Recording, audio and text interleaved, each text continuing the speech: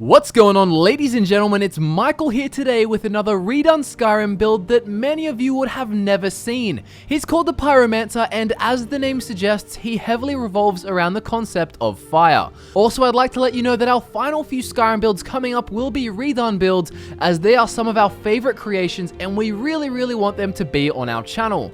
Also, there's a good chance that our last ever Skyrim build will in fact be the cup collecting Argonian. Also, do remember that the Pyromancer is more of a character concept than a heavy stat-based build.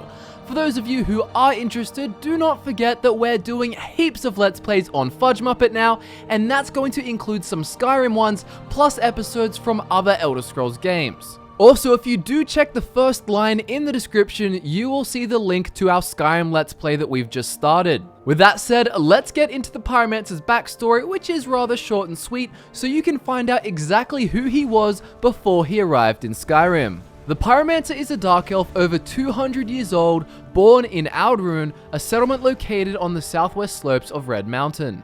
The Pyromancer was a member of the priesthood, and at an early age he developed a proficiency and an interest in fire destruction magic, as well as an incredible resistance to fire, beyond that of all of his race. When the eruption of Red Mountain occurred on the 5th year of the 4th era, the Pyromancer was caught up in the blast. Aldrune lay buried under mountains of ash. Days after the initial eruption, a hand thrust through the surface of the ash and the Pyromancer emerged, trapped in a violent ash storm.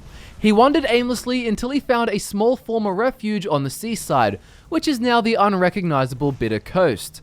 The Pyromancer performed an incredible feat of survival, and many believed he had the help of a god.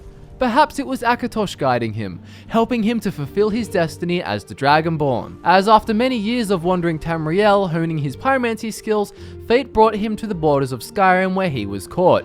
You know the story from then on. The Pyromancer is a dark elf wearing temple robes acquired by either killing or pickpocketing the priest in Raven Rock Temple. To pickpocket the robes without being a thief character, you can just use the black book called Waking Dreams, which you get at the end of the Dragonborn questline to reset your perks. After investing in pickpocket and getting the robes, use the book and build your character back to normal. The Pyromancer enters battle with the Dragon Aspect Shout used and a dual-casted Flame Cloak. He then switches to dual-wielding fire destruction spells to eviscerate his enemies. Dragon Aspect combined with the Flame Cloak over the Temple Priest robes looks really menacing. You in essence become a dragon as you use fire breath and fire spells.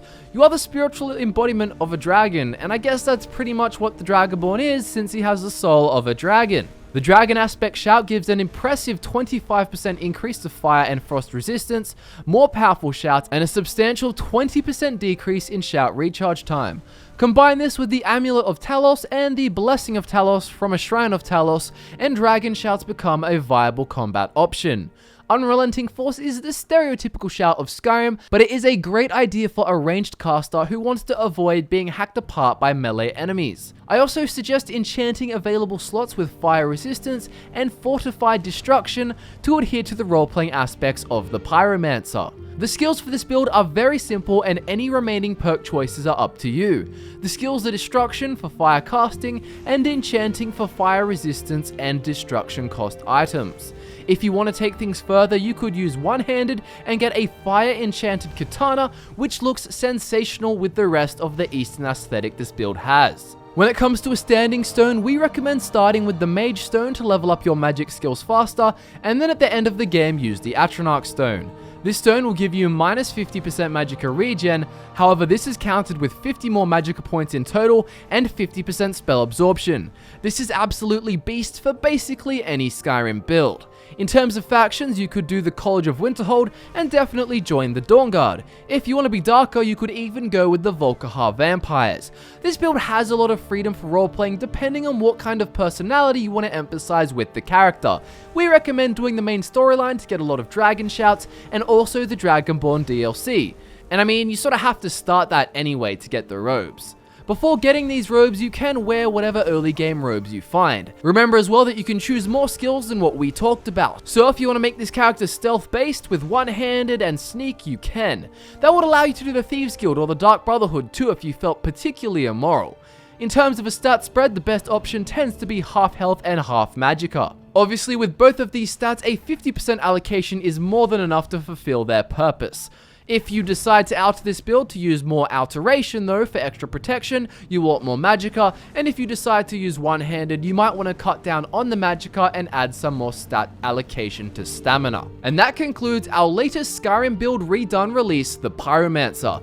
Thanks for tuning in, and be sure to subscribe for more Elder Scrolls content, including anything announced at E3, and of course our Let's Plays, which you should definitely check out in the description. Like this video if you love Skyrim, and be sure to follow us on Snapchat. Our usernames are in the description.